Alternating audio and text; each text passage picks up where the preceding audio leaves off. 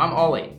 I'm a jack of all trades and a titanium engineer, and I'm trying my hand at my first EV conversion. I'm here at the Friars Forest Research and Development Workshop, and we've got Solidarity's 1968 Toyota Stout in the shop for conversion to electric.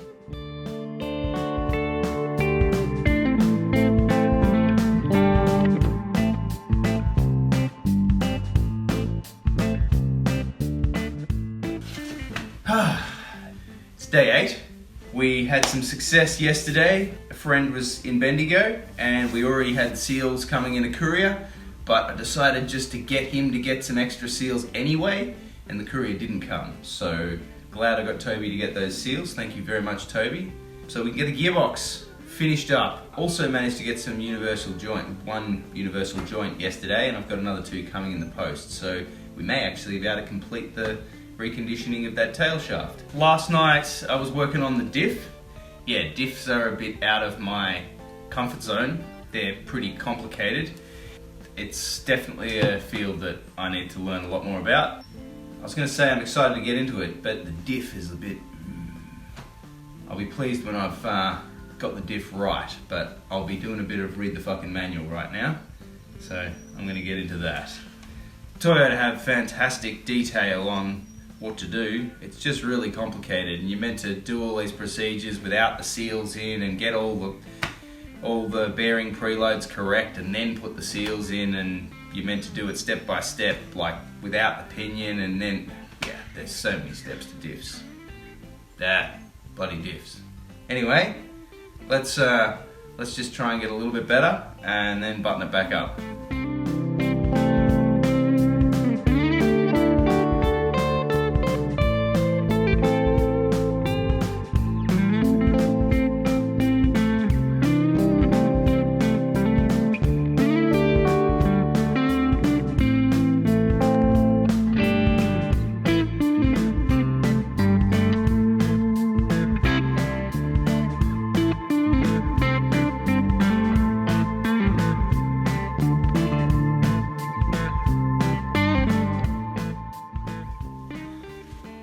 We're going to take a quick pause from the axle seals. Before we put the diff back together, we need to put the axles back in, and we need to have the axle seals done for that, and we need to finish the brakes before we do that. But before we do that, I want my bench back, so we're going to put this back together, get the handbrake drum and everything on the back of that, and get it off the bench, and then it'll be ready to go in the vehicle. But we won't put it in the vehicle yet. Then we can finish up the brakes, because I've got too many things on the go at the moment. The workshop's getting messy, so I want to knock a few off. So let's get this motor and gearbox off the bench.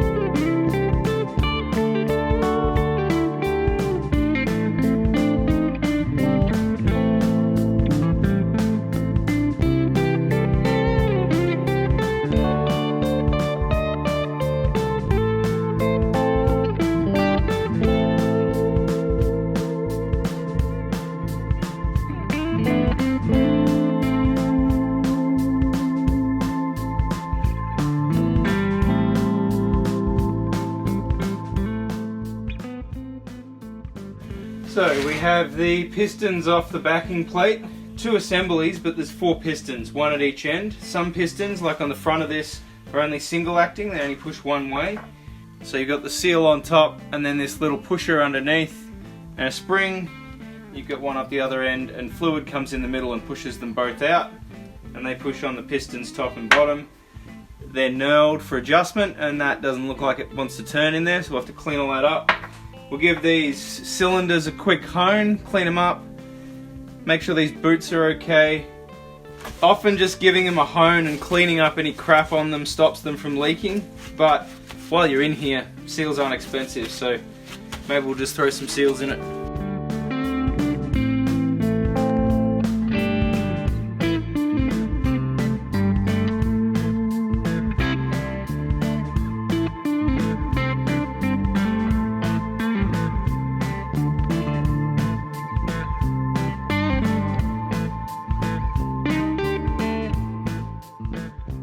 Now, this backing plate would work perfectly fine. It's a bit gungy. I reckon we just put that one aside. I've just gone out to the supplies and I've got some brake shoes here that are a bit gooped up. Now, we don't really need great brakes on this because it'll have the engine braking from the electric motor. I'm really loath to put a brand new set in a farm truck. I do have brand new ones there, but I'm not going to do that. I'm going to try decontaminating these and put these in. They're in much better condition than the other ones that came out of it. The actual pads, the material is coming off. Anyway, so there's those. Something I prepared earlier. Actually, I didn't prepare these. Another guy called Ollie prepared these some years ago and then sold a whole lot of stuff to me. So figure we might as well put them on rather than have them continue to collect dust, and given we're in a hurry, that'll make things a bit quicker. So I'm going to decontaminate these, I reckon, a little bit of gas, see how we go. See whether I can make the same mistake I made before, if indeed that was a mistake. Then we can get those backing plates back on. Also, I should get some seals out. Okay, here we go. Now, I don't think we really need to replace these top rubber boots. Again, it's not going on the road, probably overkill to do that, but we'll inspect these seals, see a bit how they're going, and got some spareys here if we need them.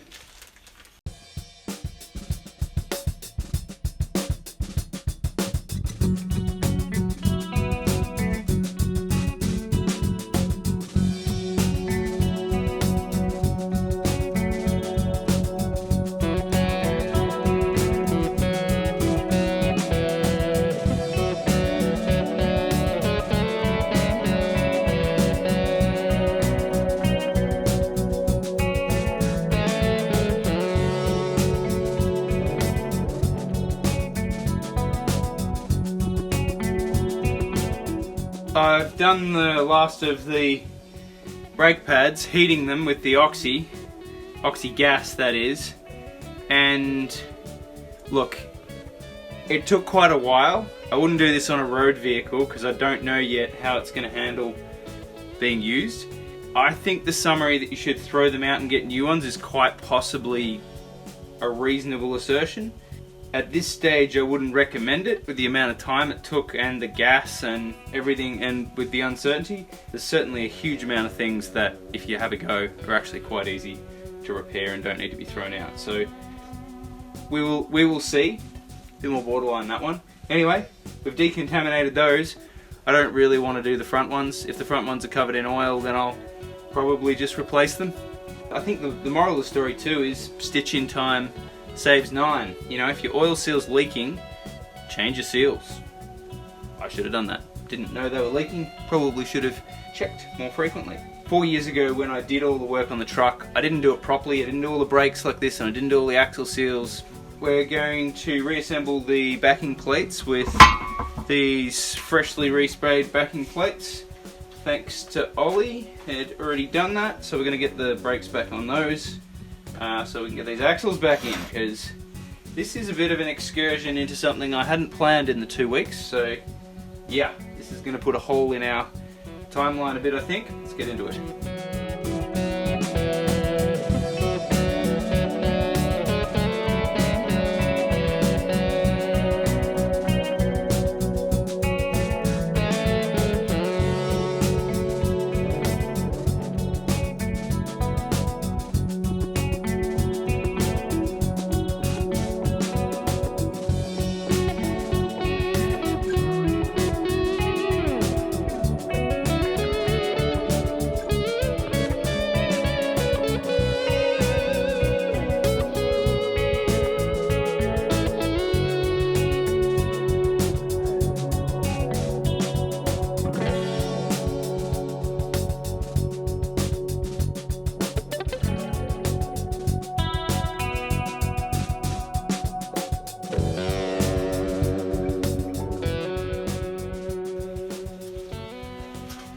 Okay, we have 1 out of 4 wheels ready to go. So that redone backing plate we've got, I just put new seals in them. Anyway, they've come up really nicely. So, and there's anti-seize on these, and on these, and yeah, in here too. So all those copper nuts look really nice. So we'll get that back on.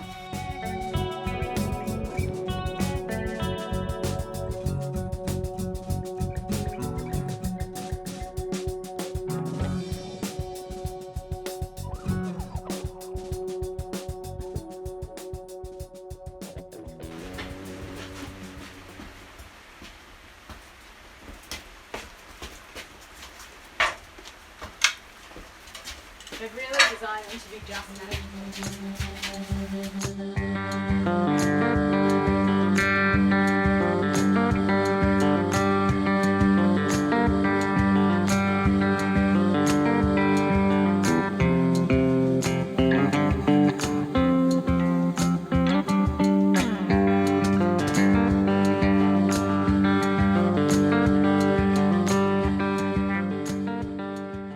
There's these little rubber things in here that block the adjuster holes because these are symmetrical for both sides of the vehicle, but when they're installed they're not symmetrical, so that's why the rubber blocks are in here. So this is the side off the left hand side of the vehicle, and the rubber blocks are in the opposite side. That gives you the direction which way up the cylinders go on which side, because right and left cylinders have opposite direction threads, so that they both kind of make sense when you're adjusting the brakes instead of going opposite ways, which would do your head in even more than it already does. Anyway, keep an eye out for that.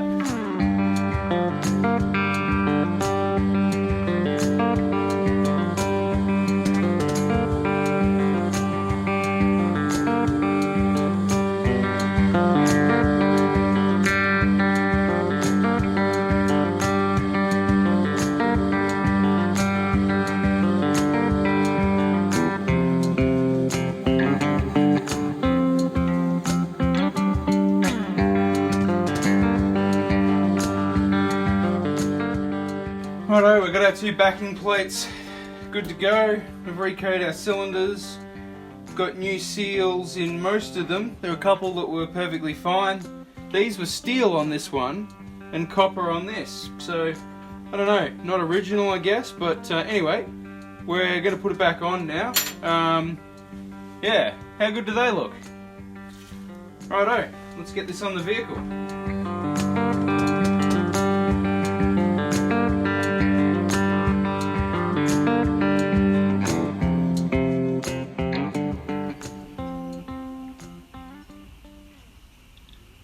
Beautiful afternoon light.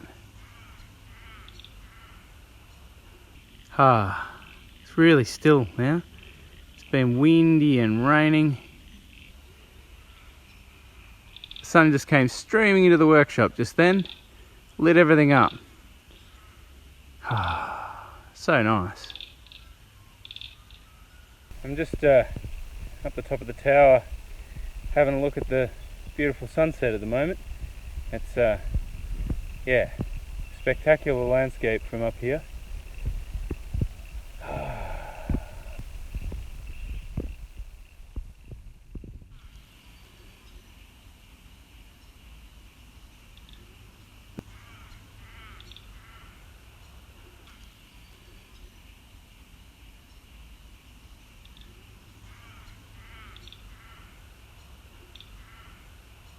So nice.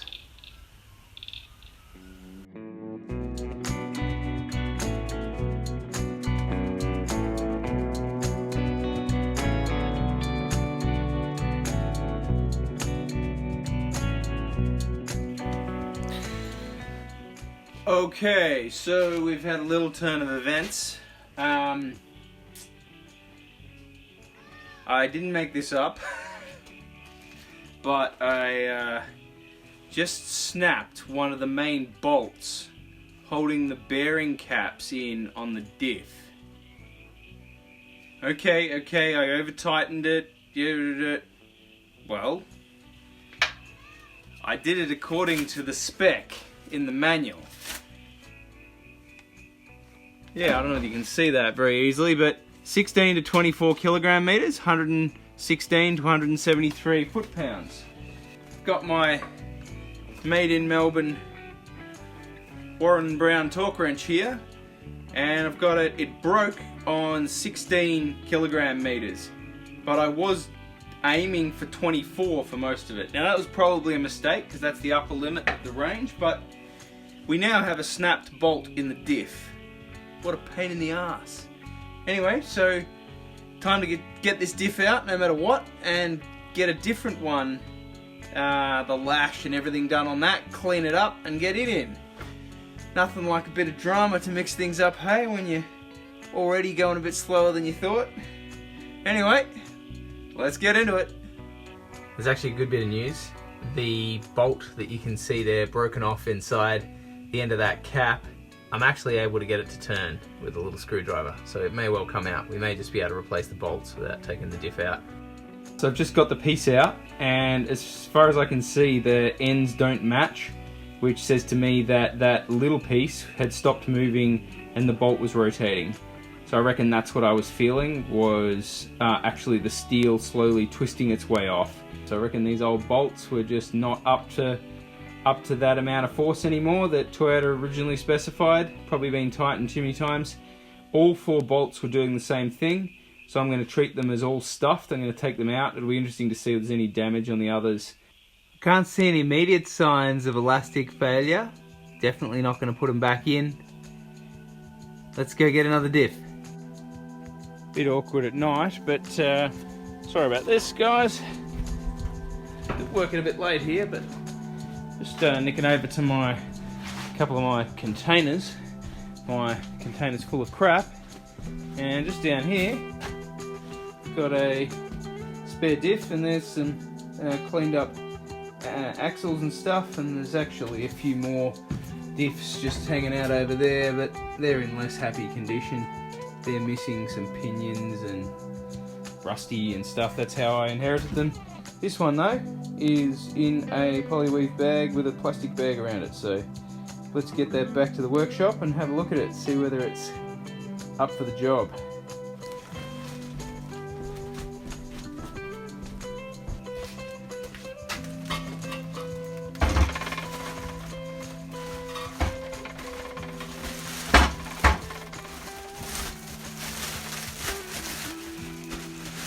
Guess we've got to change another seal.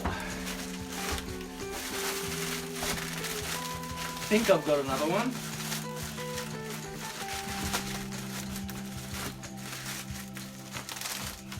Although, as I said before, we could just nick the bolts out of, well, I guess we could have nicked the bolts out of one of those other ones that was a bit rusty, rather than touching this one.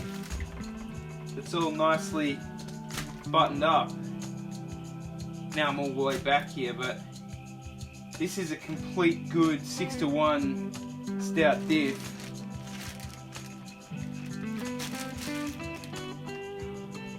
Lash is a little bit much, but yeah, look, we would be better. I think I'll pull it out of the rusty one. Back to the container. Should have thought about that before I brought this over. Because really, as soon as I take that out, the caps are going to be free on a diff that otherwise would be good to go. I think I'd be a fool to take them out. Whereas those other diffs that are rusty are going to need a fair bit of love cleaning them up anyway, so I reckon we'll do that. Maybe that's why you shouldn't work at night, because you're getting tired and not thinking straight.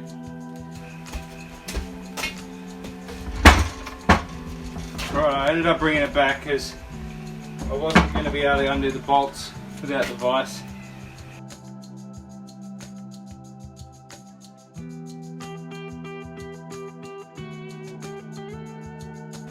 Righto, we've scavenged 4 bearing cap bolts out of this old parts diff.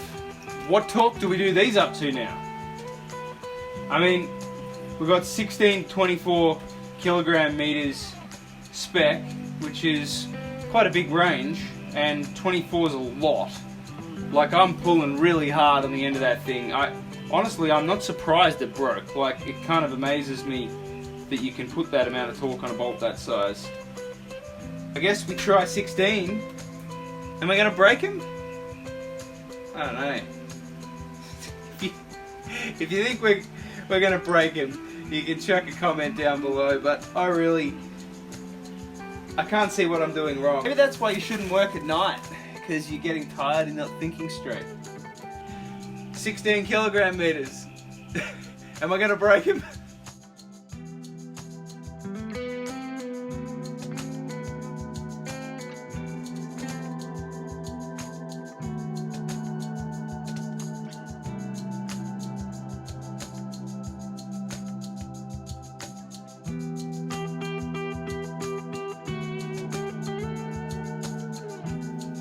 Righto, so this is what I was hoping to avoid, but I've got the diff out, and yeah, the main bearings complete on the pinion is, it's going to be hard for me to show you, but in behind there is just nasty.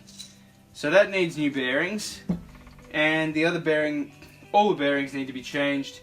It needs a full rebuild. Did I mention I don't like diffs?